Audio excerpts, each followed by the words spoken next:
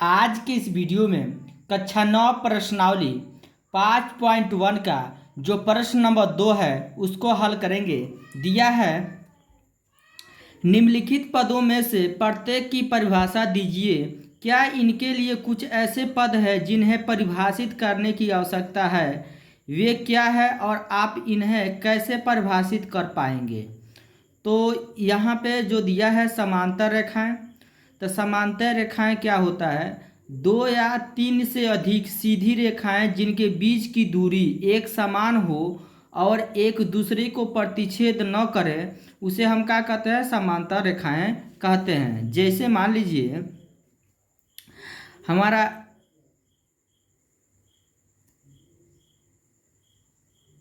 ये 2 रेखाएं हैं, ठीक है।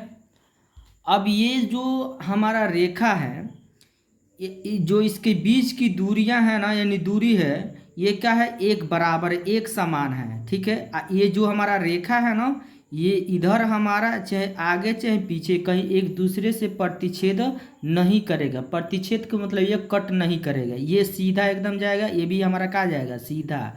इधर भी देखेंगे तो ये सीधा जाएगा, ये भी इधर कहाँ जाएगा? हमारा सीधा जाएगा। अब बीच की दूरी क्या होगा? एक समान होगा। इसी को हम क्या कहते हैं? समांतर रेखाएं कहते हैं, ठीक है। अगला जो हेडिंग है लंब रेखाएं।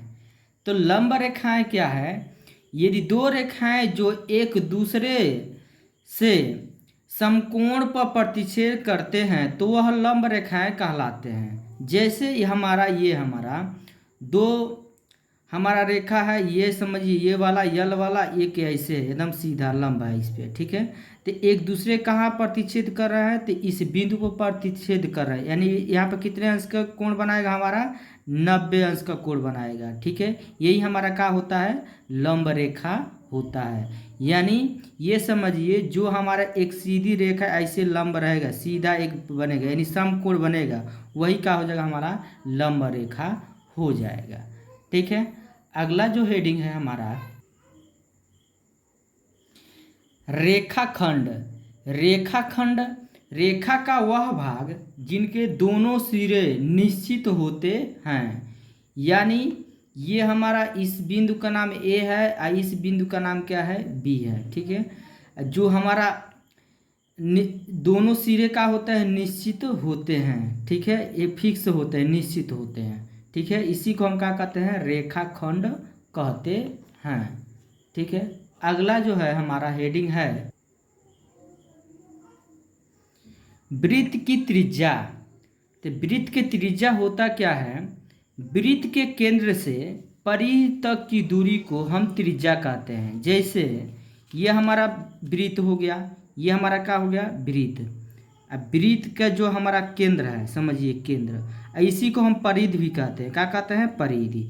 तो केंद्र से परिधि तक की दूरी को हम क्या कहते हैं? त्रिज्या। तो ये हमारा क्या हो जाएगा? त्रिज्या हो जाएगा। ये हमारा क्या होगा? त्रिज्या।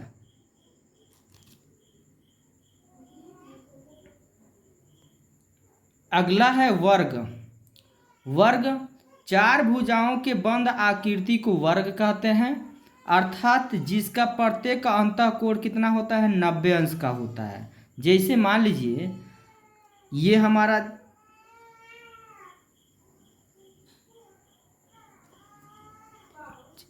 क्या है? 4 भुजाओं वाला एक क्या है? बंद आकृति है, ठीक है।